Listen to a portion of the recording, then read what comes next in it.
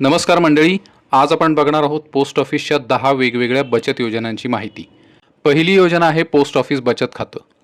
Post ऑफिसचं बचत खातं हे इतर सामान्य बचत खात्यांसारखंच असतं, म्हणजे जसं बँकेत बचत खातं असतं तसंच हे सुद्धा असतं।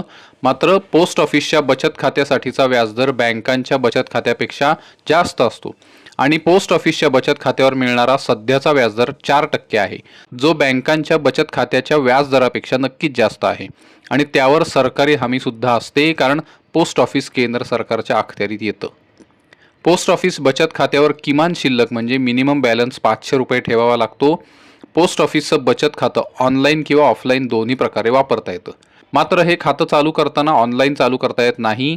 त्यासाठी तुम्हाला पोस्ट ऑफिसमध्ये जाऊन फॉर्म भरून त्याबरोबर आवश्यक ती कागदपत्र जमा करून आधी खातं चालू करावं लागतं आणि एकदा खातं चालू झालं की त्यानंतर तुम्ही हे खातं ऑनलाईन स्वरूपात ॲक्टिवेट करून ऑनलाईन वापरू शकता।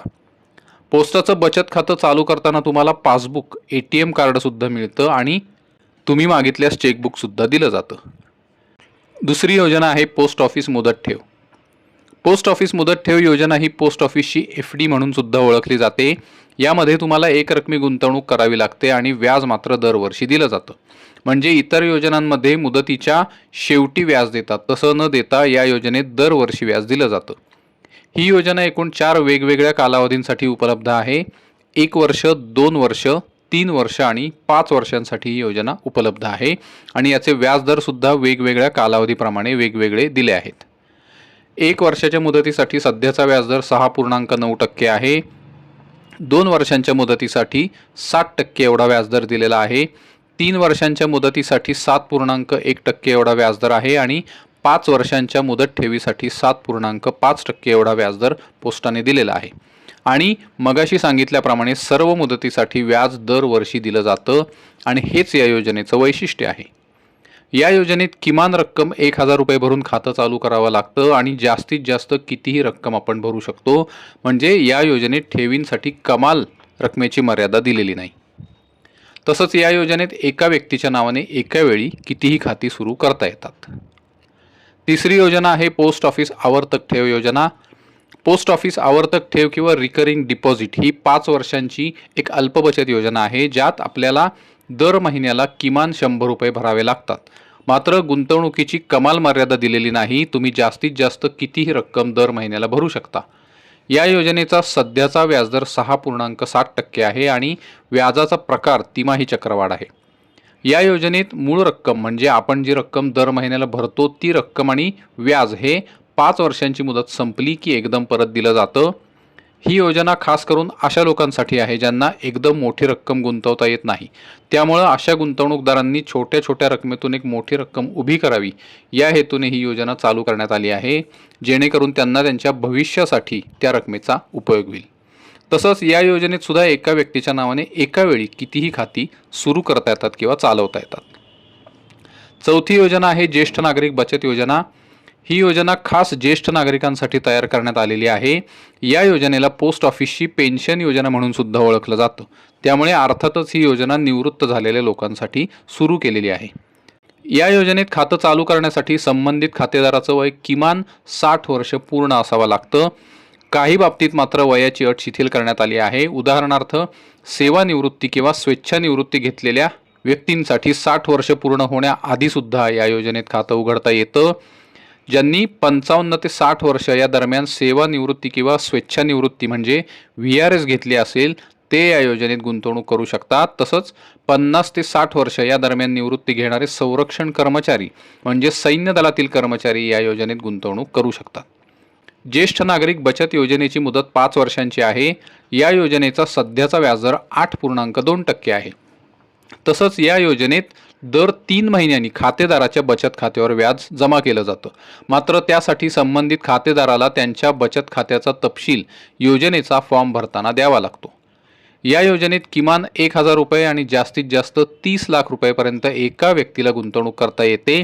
तसंच या योजनेत एका व्यक्तीच्या नावाने एका वेळी कितीही खाती सुरू करता येतात किंवा चालवता येतात। तर ही होती ज्येष्ठ नागरिक बचत योजनेची माहिती। 5वी योजना आहे मासिक उत्पन्न योजना। मंडळी, ही पोस्ट ऑफिसची खूप गाजलेली योजना आहे, ज्यामधून खातेधारकाला दर महिन्याला व्याज दिलं जातं. म्हणजे दर महिन्याला व्याज बचत खात्यावर जमा केलं जातं. म्हणजे ज्यांना दर महिन्याला एका ठराविक उत्पन्नाची गरज आहे, अशा लोकांसाठी ही योजना अतिशय उपयोगी आहे. मात्र त्यासाठी तुम्हाला खातं सुरू करताना त्या फॉर्ममध्ये बचत खात्याचा तपशील द्यावा लागतो. पोस्ट ऑफिस मासिक उत्पन्न योजनेची मुदत 5 वर्षांची आहे आणि या योजनेचा सध्याचा व्याजदर 7.4% आहे. मात्र या योजनेसाठी ठेवीचे नियम थोडे वेगळे आहेत. या योजनेत किमान गुंतवणूक 1,000 रुपये करावी लागते. म्हणजे योजनेत खातं सुरू करताना किमान रक्कम 1,000 रुपये भरून खातं सुरू करता येतं आणि एका व्यक्तीचं खातं असेल तर जास्तीत जास्त 9 लाख रुपये भरता येतात आणि संयुक्त खातं असेल तर जास्तीत जास्त 15 लाख रुपयेपर्यंत गुंतवणूक करता येते आणि संयुक्त खातं हे जास्तीत जास्त 3 लोकांचं असू शकतं. 6वी योजना आहे राष्ट्रीय बचत प्रमाणपत्र. या योजनेला नॅशनल सेव्हिंग सर्टिफिकेट या नावाने सुद्धा ओळखलं जातं. राष्ट्रीय बचत प्रमाणपत्र ही योजना 5 वर्षांची आहे. तसंच या योजनेत एक रकमी गुंतवणूक करावी लागते आणि योजनेची 5 वर्ष पूर्ण झाली म्हणजे गुंतवणूक केलेल्या दिवसापासून 5 वर्ष पूर्ण झाली की मूळ रकमेसकट व्याजाची रक्कम आपल्याला परत दिली जाते. राष्ट्रीय बचत प्रमाणपत्र योजनेचा सध्याचा व्याजदर 7.7% आहे. तसंच या योजनेत किमान 1,000 रुपये भरून खातं सुरू करावं लागतं आणि या योजनेत गुंतवणूक करण्यासाठी कमाल रकमेची कुठलीही मर्यादा दिलेली नाही. म्हणजेच योजनेत जास्तीत जास्त कितीही रकमेची गुंतवणूक तुम्ही करू शकता. या योजनेचं अजून एक वैशिष्ट्य म्हणजे या योजनेत केलेल्या गुंतवणुकीच्या रकमेवर आयकर कलम 80C अंतर्गत प्राप्तिकरात सूट मिळते. तसंच योजनेमध्ये मिळणाऱ्या व्याजाची पहिली 4 वर्ष पुन्हा गुंतवणूक केली जाते. त्यामुळे त्या व्याजाच्या रकमेवर सुद्धा प्राप्तिकरात सवलत मिळू शकते. तसंच या योजनेत सुद्धा एका व्यक्तीच्या नावाने एका वेळी कितीही खाती सुरू करता येतात किंवा चालवता येतात. 7वी योजना आहे public provident fund. Public provident fund ही सुद्धा पोस्ट ऑफिसची एक जुनी आणि प्रसिद्ध योजना आहे. या योजनेचा कालावधी 15 वर्षांचा आहे. म्हणजे यात गुंतवणूक केलेली रक्कम काही खास कारण वगळता 15 वर्ष पूर्ण झाल्याशिवाय काढता येत नाही. यात आपण किमान वार्षिक 500 रुपये आणि जास्तीत जास्त 1.5 लाख रुपये भरू शकतो. या योजनेचा सध्याचा व्याजदर 7.1% आहे. या योजनेत अजून एक सुविधा आहे, ती म्हणजे दरवर्षी भरायची रक्कम तुम्ही दरवर्षी एक रकमी भरू शकता किंवा हप्त्याने सुद्धा भरू शकता. या योजनेचं प्रमुख वैशिष्ट्य म्हणजे या योजनेत गुंतवणूक केलेली रक्कम, त्यावर दरवर्षी मिळणारं व्याज आणि योजनेची मुदत संपल्यावर मिळणारा परतावा तीनही रकमा करमुक्त आहेत. मात्र या योजनेत एका व्यक्तीच्या नावाने एकच खातं चालू करता येतं. 8वी योजना आहे किसान विकास पत्र. ही योजना एक चांगली बचत योजना असून पैसे दुप्पट करणारी योजना म्हणून प्रचलित आहे. याचा सध्याचा व्याजदर 7.5% आहे. या योजनेची ठेवीची ठराविक अशी मुदत नसते, तर योजनेत गुंतवणूक केलेली रक्कम दाम-दुप्पट झाली म्हणजे जेवढी गुंतवणुकीची रक्कम आहे तेवढीच व्याजाची रक्कम झाली की ठेवीची मुदत संपते. या योजनेत गुंतवलेले पैसे चालू व्याजदरानुसार म्हणजे 7.5% या व्याजदरानुसार 115 महिन्यात म्हणजे साधारणपणे 9 वर्ष 7 महिन्यात दुप्पट होतात. या योजनेत किमान ठेवीची रक्कम 1,000 रुपये आहे. म्हणजे खातं सुरू करताना किमान 1,000 रुपये भरून खातं सुरू करता येतं आणि जास्तीत जास्त कितीही रकमेची गुंतवणूक करता येते. म्हणजे योजनेत कमाल गुंतवणुकीची मर्यादा दिलेली नाही. तसंच या योजनेत एका व्यक्तीच्या नावाने कितीही खाती चालू करता येतात. 9वी योजना आहे सुकन्या समृद्धी योजना. भारत सरकारने बेटी बचाव बेटी पढाव या अभियानाअंतर्गत ही योजना खास मुलींच्या शिक्षणाच्या आणि लग्नाच्या खर्चाची तरतूद करण्यासाठी सादर केली होती. या योजनेचा कालावधी 21 वर्षांचा आहे.